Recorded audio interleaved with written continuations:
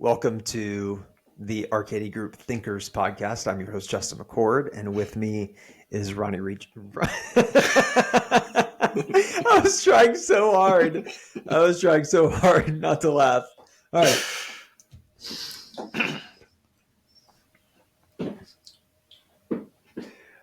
I don't know if I'm going to do this without laughing. Welcome to the RKD Group Thinkers podcast. I'm not laughing because of our guest. I'm laughing because Ronnie has now teased me into submission that I'm going to make noises near the microphone. So for the listening audience, that's why I'm laughing. Welcome to the RKD Group Thinkers podcast. I'm your host, Justin McCord. Sometimes I make noises. And with me is the noiseless Ronnie Richard. Perfect elocution. Yeah, thank you.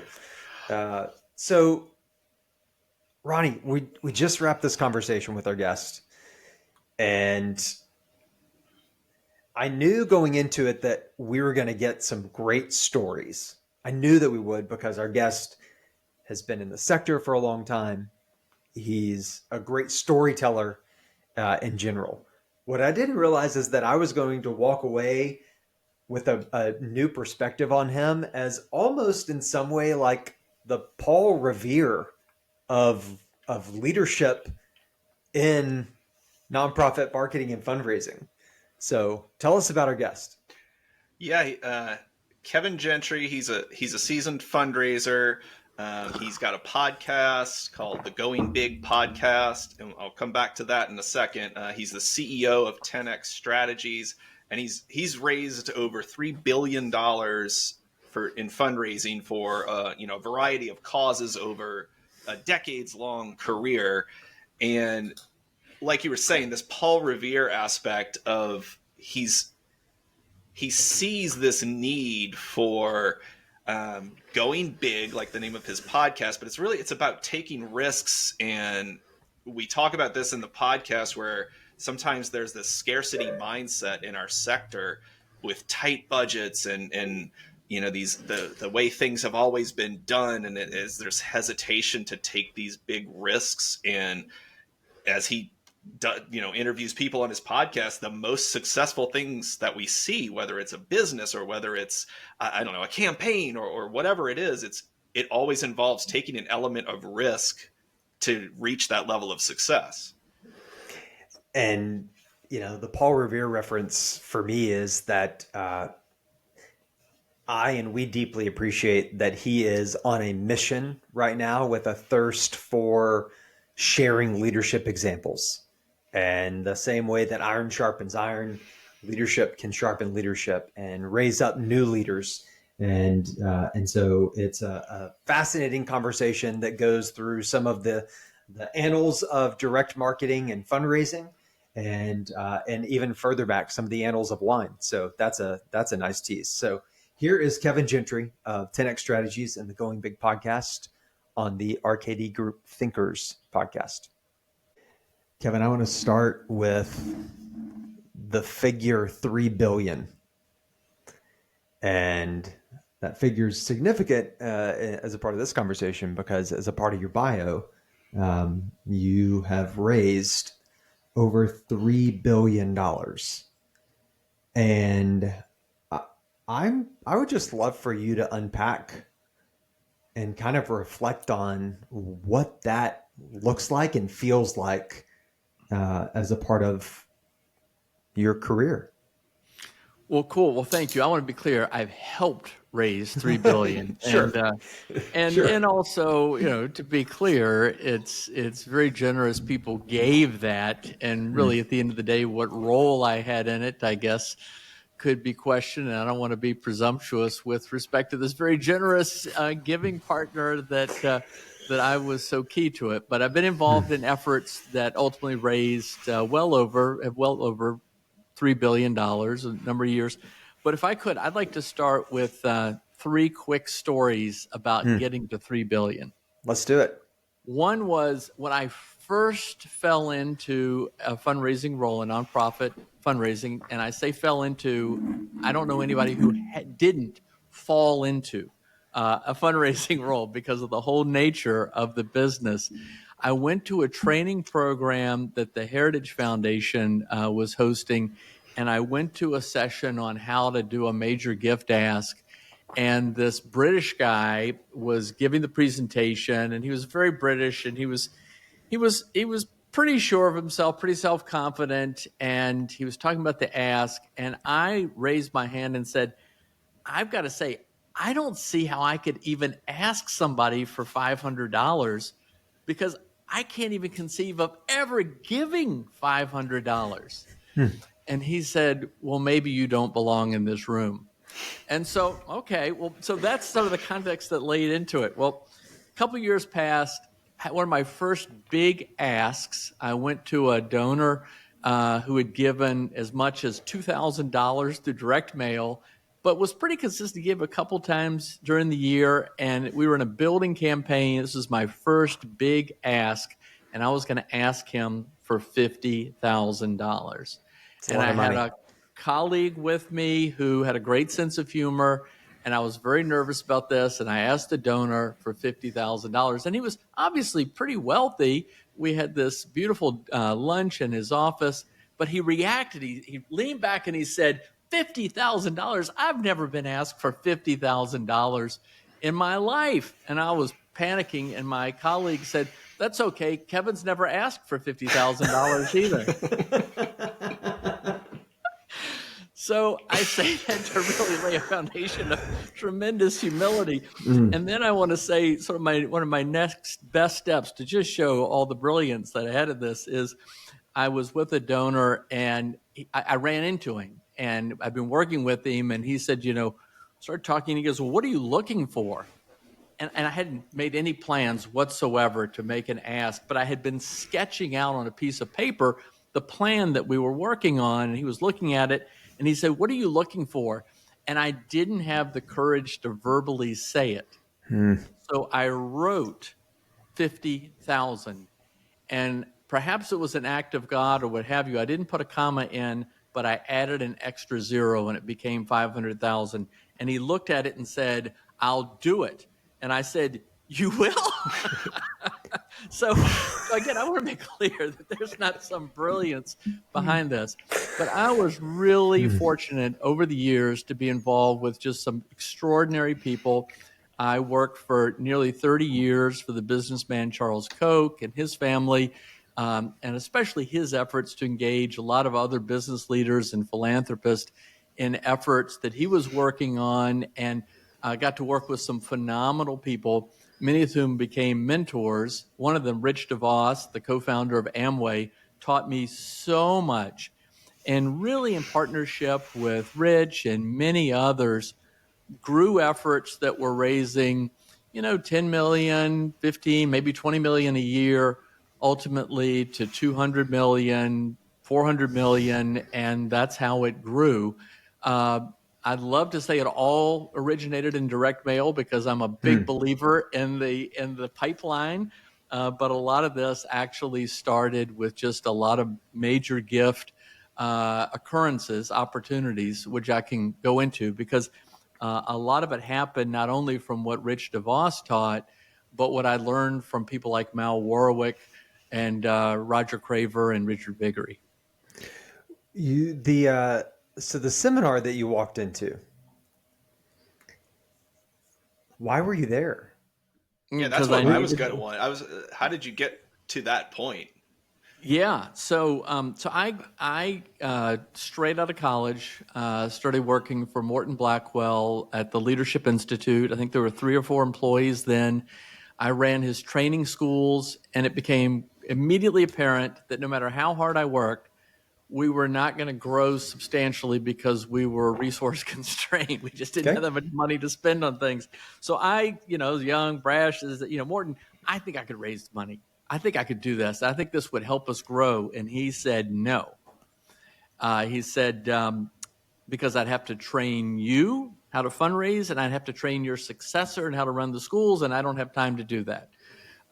But he relented and let me move into this role in fundraising. Well, he was a tremendous mentor, which I can go into as well, but I had to get some training. And so I went to this Heritage Foundation training. I've got to learn some stuff. By the way, what was enormously fortunate to me was I went to a training program that Mal Warwick did in Washington, D.C., and that's what was probably one of the most formative moments in my fundraising career. When did you also referenced that you fell into the sector? And by the way, we totally agree with you. It's rare. I think Tim Kirsten, our CEO, shared with you on your podcast that he was intent on getting to the sector because he had seen an ad from Russ Reed, the man, for a position. And it's one of the many ways that Tim is a rare bird, that he had sought out this space as opposed to fallen into it. So you fell into it. When did you feel like this was going to be your thing? And by the way, with respect to Tim Kirsten, we worked together 30 years ago. When I was at the Leadership Institute, he wrote a package that was a breakthrough package and led to just transformational growth. So got to do a hat tip to Tim. I think it's worth noting that still, this has been the case for 40 years. I've been involved in this stuff, and it's still a problem, maybe even more of a problem. But no young person is given any expectation that they could be involved in a professional career in nonprofit fundraising, with some just rare exceptions. And my friend Tyler Cowan has also pointed out, he goes, if you're going to change that, you got to make the role sound a lot more glamorous too, because particularly in direct response, who wants to go into that, right? There's so many negative biases about junk mail, so to speak, and everything else related to that. But there's, there may be, we'll say in college, higher education, an expectation about going into some nonprofit work, but it's mostly on the front lines of the work itself. Maybe it's in policy change or what have you, possibly management. You could be trained even in accounting or other roles. Marketing, although I question a lot of the marketing education that is offered to young people today. But there's nothing with respect to fundraising. You get Indiana University has set a program for a while. You have a couple little programs. So there's just nothing. So how would you even know you could do that professionally? I fell into working at the Leadership Institute because I stupidly hadn't thought, what was I going to do after college? It was kind of a fluke. I had a conversation with Morton Blackwell. He offered me the role, and I'm like, yeah, I'll take that, because I didn't have any other plans. But it was in that role that I realized if we were going to grow, I wanted to do the fundraising, but I had no planning whatsoever I'd ever do that or continue doing it, frankly. Kevin, if you were thinking back to when you walked into that seminar, it felt like you didn't know anything about fundraising, and you think about what you were just talking about, these people coming in out of college and not having any training tools or expectations for fundraising in the nonprofit space. Between when you walked in that seminar and now, and what you've learned, what was some of the things you would share with them, just maybe just at a high level, some things you've learned about the fundraising space? Yeah, well, I'd appreciate your thoughts on this as well. I think it's the most exciting field I know of. Because if you think about it, at the end of the day, a good cause is working on getting to the root causes of some of the biggest problems in our society. It could be related to education, could be related to poverty, could be related to criminal justice reform. It could be related to animal welfare. It could be related to cancer, whatever. And these people are trying to get to the root causes, solve a big problem. And then there are these wonderful people who have mostly, not exclusively, but mostly built a great business in their life, have developed the capacity to give generously as a result of what they've created, but they don't know exactly how to do it, what to do it. You have these people who are doing these great causes, but they don't have the resources, and it's connecting the two. And when you connect those two in partnership, what I found, and this took me a long time to find out, to discover, and it's really only in the past 5 to 8 years that it really hit me, mostly because I'm a slow learner, but it really hit me that many people can get a much greater sense of meaning and purpose in their lives in working with a partnership to solve a big problem than maybe even they did in creating a great business. I've met some wonderful philanthropists who told me, some before they passed away, that they got greater meaning out of their giving than they did out of the significant discovery they did in their industry. That's So I think it's powerful. that partnership. Yeah. I mean, it's huge, right? It is, And so it's yes. a twofer. You get meaning, It is. and then you're addressing a big problem. Ronnie and I both fell into it from some but also a little bit different spaces. So he and I actually, we crossed paths and worked together at the Dallas Morning News. He was on the editorial side and I was on the marketing and advertising side. I did not know that. That is right. awesome. So he fell into it from really a journalism, journalism funnel. And then I fell into it ultimately from marketing and advertising and from sports franchises that I worked with. And so there is something about that seed whenever it cracks open and then you feel that twofer, as you said, that punch. It's so powerful. I was looking as you were talking. We've got a person that joined our company recently, entry level. She graduated from college in December. Had spent time working in churches as an intern on like marketing and media. Had spent time working with some ministries, and so when she applied and got the job, and she's a family friend, she was so excited. And after a couple of weeks, this is what she sent me as a text: "I still don't feel like my job is real." Wow. I still don't feel like it's real. And after learning more and more about what I get to do, I just love it so much.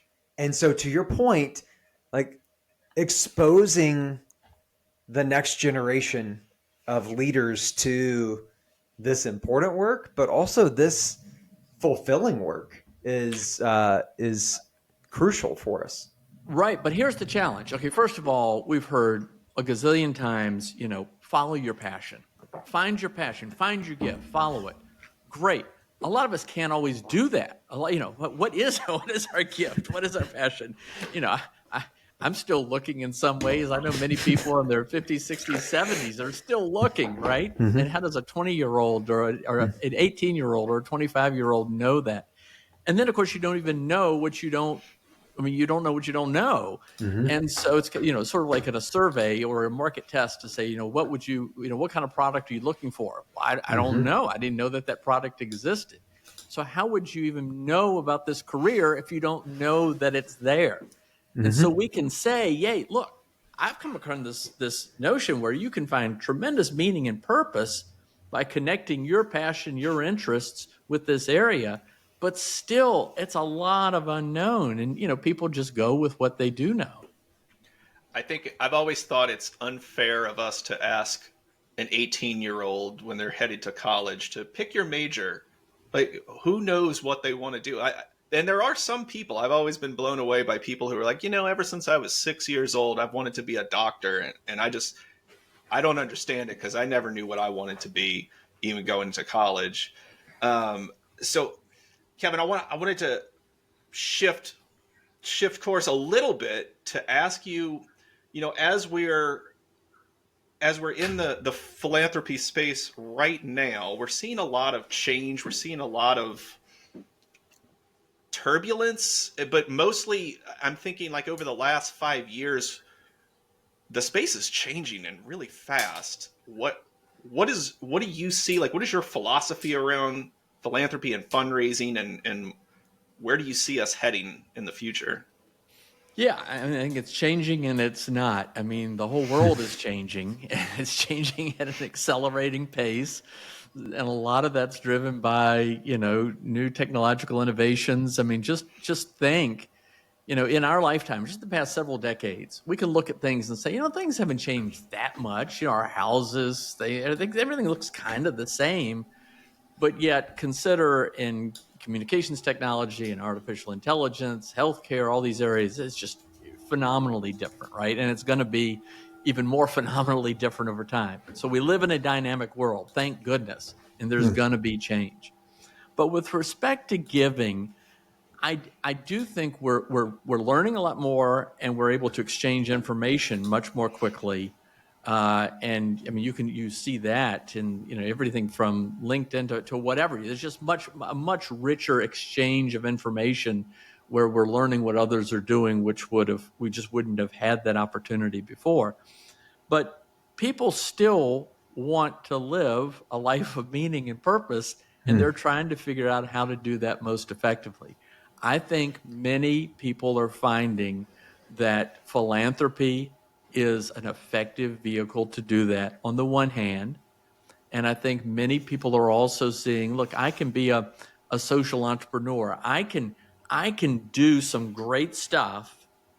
And if I can marry that together with the right financial resources to go big, this can be a big deal. I think that's where the moment is. I think that's where the opportunity is. I do think philanthropy is going to change radically. But in a way, I want to say I don't think it is changing as much. And here's my proposition. There's a lot to say, like, we're moving away from the sort of model of transactional fundraising to relational engagement fundraising. Well, I don't think we're moving from that. It's always been the case. It's always No been the one case, yeah. wants to engage in transactional fundraising. And we use these terms like hitting people up and twisting their arm, and it just doesn't work that way. Nobody, and although that is in many ways the image that people have, but we know that the more someone is engaged in solving the problem directly, the more generous they're going to be, of course. And by the way, it's not going to be just generous with their treasure. It also is with their time and talent too. It's a great way to think about it. What would you say, similar question, but about direct marketing specifically? So the evolution of direct marketing is now at maybe the most rapid pace that it's ever been in terms of how it's evolving. And how do you wrestle with that? Yeah. And, I was fortunate to learn direct mail when I got involved in fundraising because as I said, I went into a fundraising role with Morton Blackwell, who had worked for Richard Viguerie. And Richard Viguerie not only had mentored Morton on direct mail at the Viguerie Company, but Richard brought in all these greats, of the time to come in and from the professional world to teach the team at the Viguerie Company about direct mail, direct response. So I learned all these kinds of techniques at an early age. I'm a huge believer in direct mail and broadly direct response. But I think about it more strategically, and that is, look, the most effective means of asking someone for support or working with someone's support is a direct conversation one-on-one. All right. There's some other related things which maybe we can get into in terms of event dynamics, but that one-on-one is everything. And if you get a meeting, you have a pretty high likelihood of success if you do the basics. But what limits that? Well, time and related resources.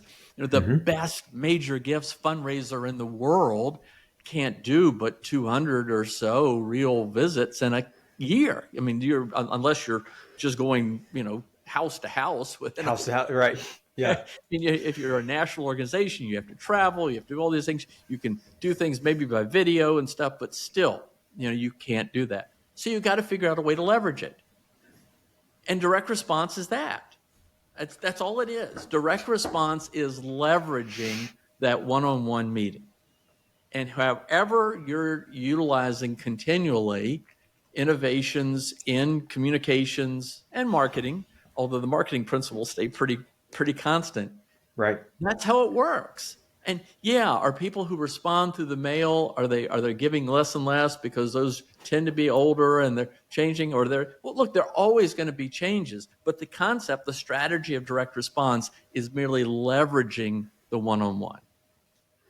Because you've had proximity and access to some of the legends of our craft and our field.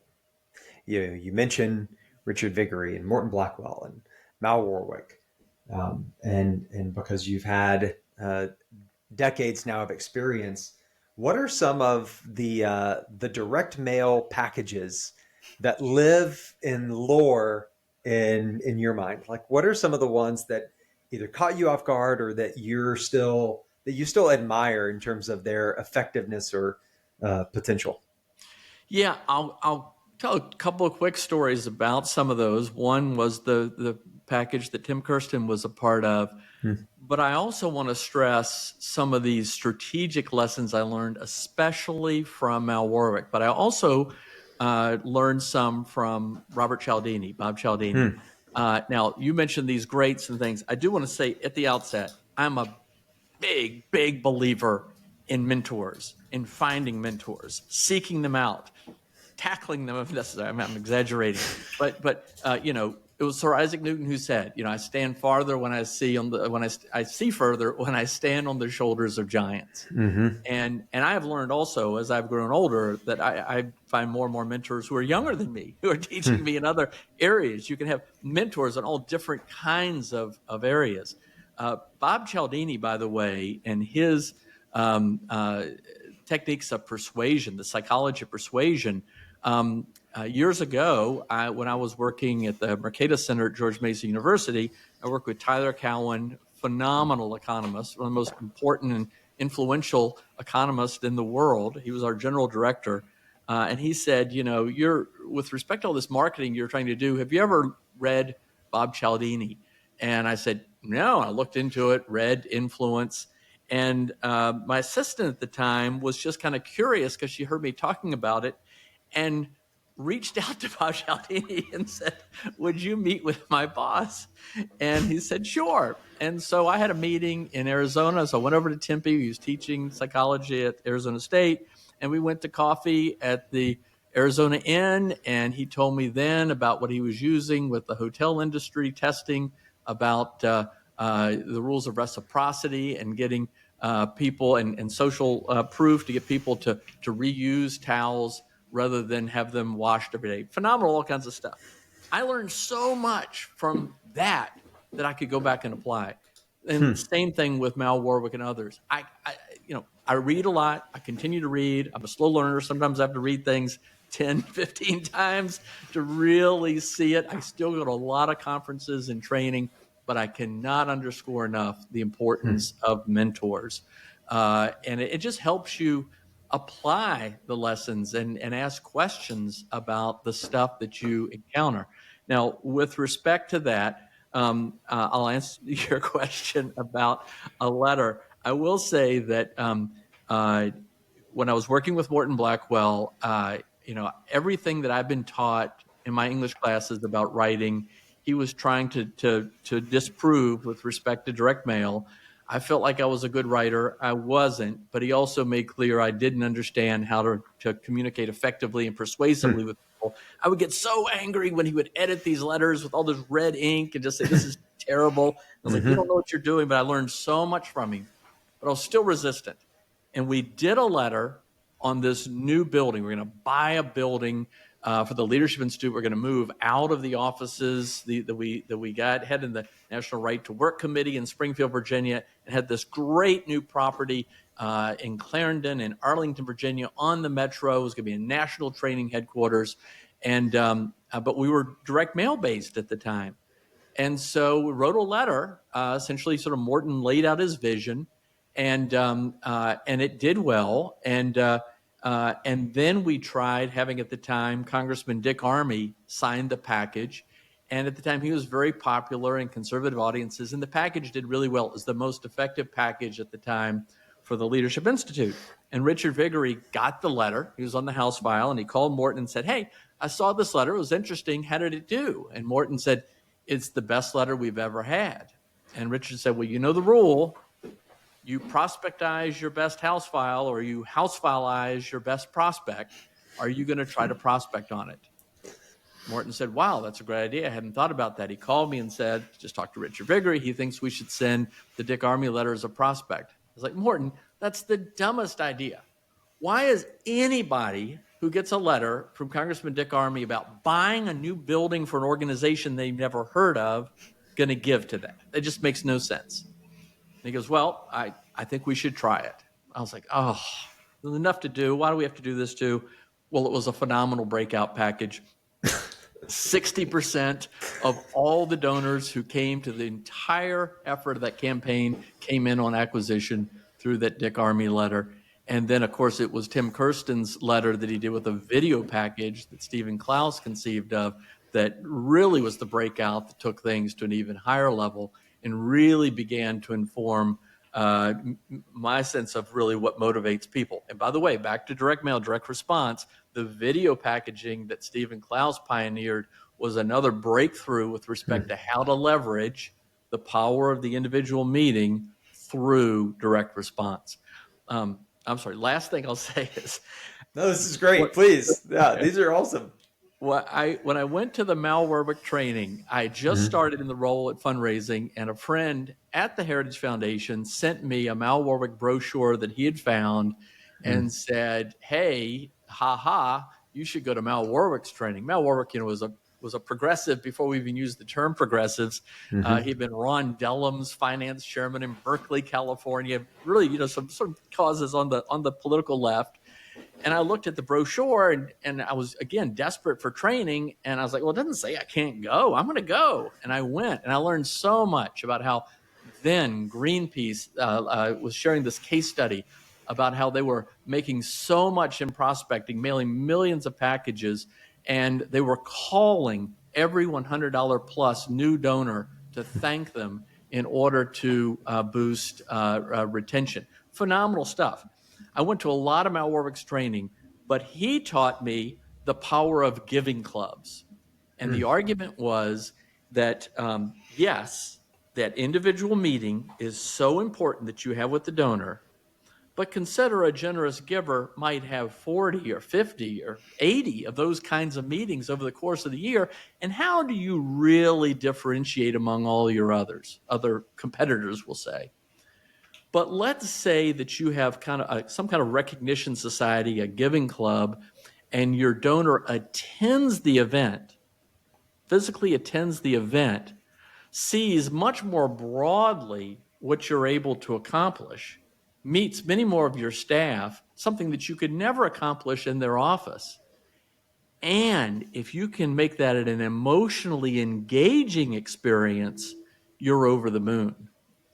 Well, so I started testing that. I tested it through direct mail, did it through some political candidates and campaigns, saw the appeal of it, tested it at the Leadership Institute, tested it at the Mercator Center, other places.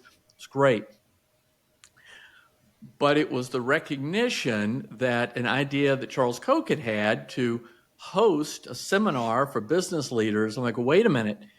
The convening power of Charles Koch to invite business leaders is much greater than a nonprofit organization inviting its donors to come to a meeting. What if we essentially applied these rules to that? And that's what was just incredibly transformative. And it became such that many people would come to a meeting like this, and it could be a peak moment for them emotionally. Like, okay, I'm directly involved in solving a big societal problem. This is life changing for me. But again, this is grounded in elements of direct response. In fact, many of the people that we invited to these meetings started as direct mail donors. So it all comes together. It speaks to the power of community, right? I mean, the power community is you asked about the trends and things. I think the power community is the greatest untapped resource that is still out there for us. And my big personal mission is to build a community of principled fundraisers. I think there's so much value that can be gained by that connection. You're approaching the 1-year anniversary of the launch of TenX Strategies, your newest endeavor, right? July will be 1 year for you. Wow, you knew it, I think, better than I did. Now you're scaring me a little bit. You're right, it is the 1-year anniversary. Ronnie, we got a cake. We've got a cake. Ronnie, do you want to bring out the cake? And so you've got this new venture, and you've got a clear vision, and you've got a podcast that is just a rocket ship right now. And going big, as we mentioned, Tim appeared on your podcast, and you've had some fascinating other guests, including Alexander Hamilton appeared on your podcast, I think. Patrick Henry appeared on the 250th anniversary of his Liberty or Death speech. Yes. Yeah. So talk to us about the community that you are building through the combination of TenX Strategies and going big and now that you're a fellow podcaster, what you're learning now.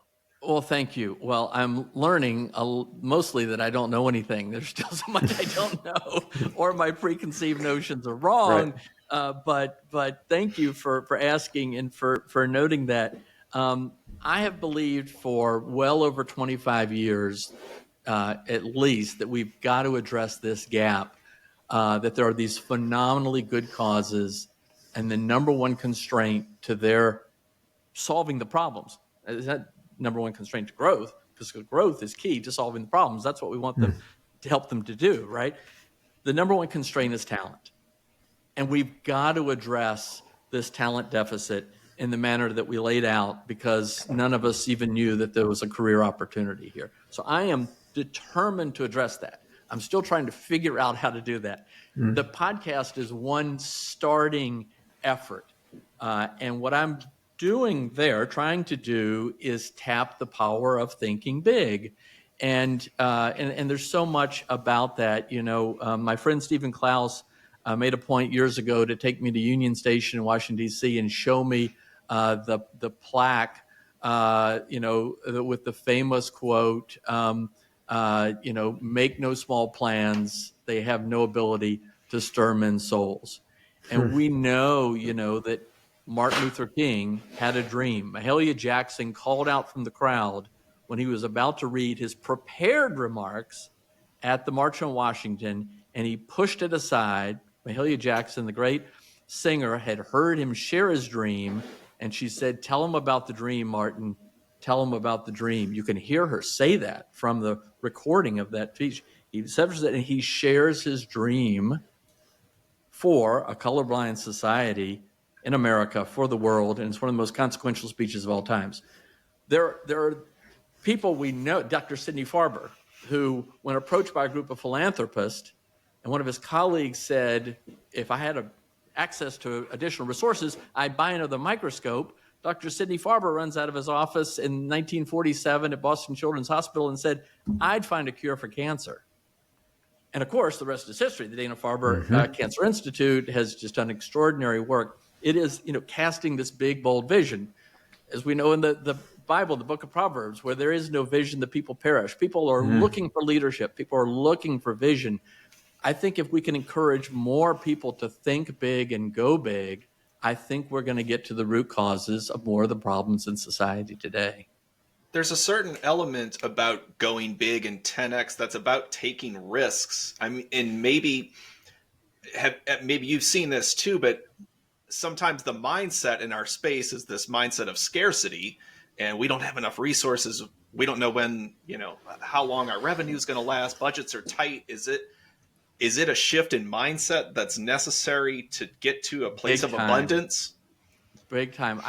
I do think, and Richard Viguerie has made this point, I raised this to Tim Kirsten in our podcast, did he think, and he was very diplomatic and kind, but I do think a lot of people drawn to the nonprofit sector tend to be more risk averse because it seems like it's, the for-profit world, that's it's kind of it's kind of rough, and I'm not sure I want that level of stress and competition. I think also for a variety of reasons, leaders tend to be risk averse, and we've seen that in direct response for sure. I mean, why are more nonprofits not going big? Oh, I just don't know. What's going to happen if I do this? But those who do, we've seen do big stuff. But I got to tell you, what was transformative for me was for a number of years, not only working with Charles Koch, one of the greatest business leaders of our time, still not appreciated. I mean, to build a business that has over 125 billion in annual revenue and operating all over the world, extraordinary growth, has always thought big. And these other entrepreneurs that I ended up working with through that network of supporters, they were all risk takers. I mean, there's so many great stories, but one of my favorite people I work with was Art Sioka, Art was the CEO of Coca-Cola Bottling of New York, and who had the Franzia Wine Group, and they were going to sell Franzia. Actually, Art was head of that company, and because the public earnings, the stock market and public earnings pressures didn't feel like Franzia was making the mark, and they wanted to get rid of it. And he said, "Look, this is a damn good company. If you don't want it, I'll buy it." And he said, without really thinking through the consequences, decided to leverage himself, he and some friends, 26-1 to buy the Franzia Wine Group from Coca-Cola Bottling of New York, and then quickly discovered afterwards that he would lose the price advantage they had because they had to deal with Corning glass on the bottles for the wine. And he's like, oh my gosh, I'm dead. What do I do? And so he, through a process of discovery, learned that in Australia, they were using the concept of sheep's bladders to use plastic bags that would keep milk fresh. And he said, could we do that with wine? He developed boxed wine out of necessity and created the #1 wine brand in the world, Franzia. And that company is, the second biggest producer of wine by volume in the world. Huge risks. And everything he told me he was banned from Safeway because initially the boxes leaked. There were so many times it failed, so many times he wanted to give it. All these people with these enormous success stories almost always go back to thinking big and risk-taking.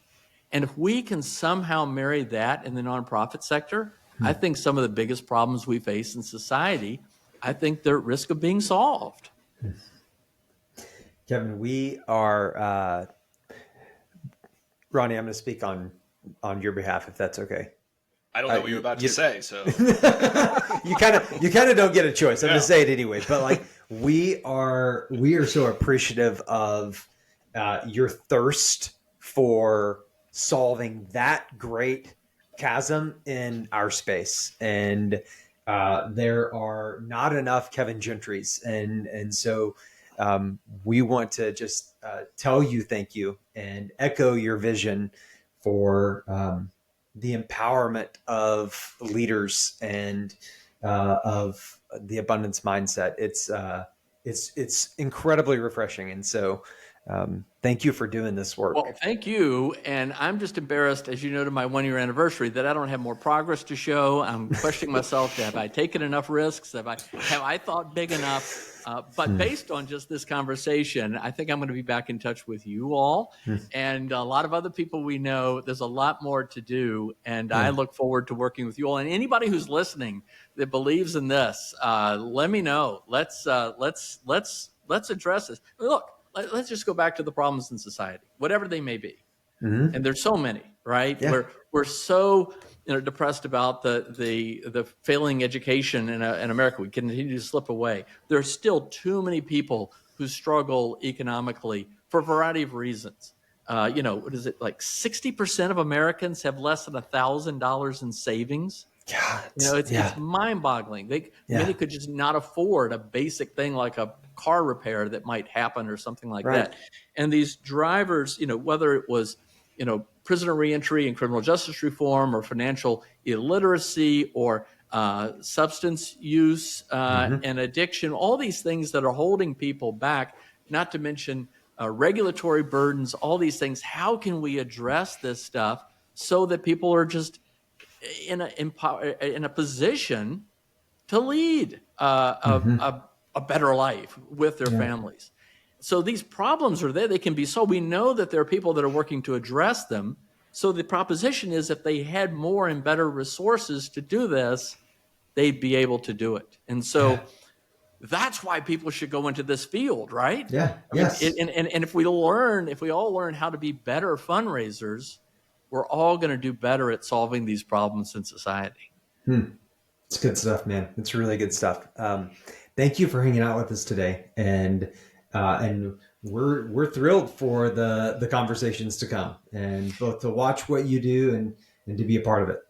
Well, thanks for the opportunity. I really appreciate it. Thank you, Ronnie. Thank you, Justin. Look forward to seeing you. Hopefully, I'll see you at some direct marketing events soon. Absolutely, for sure. Yeah.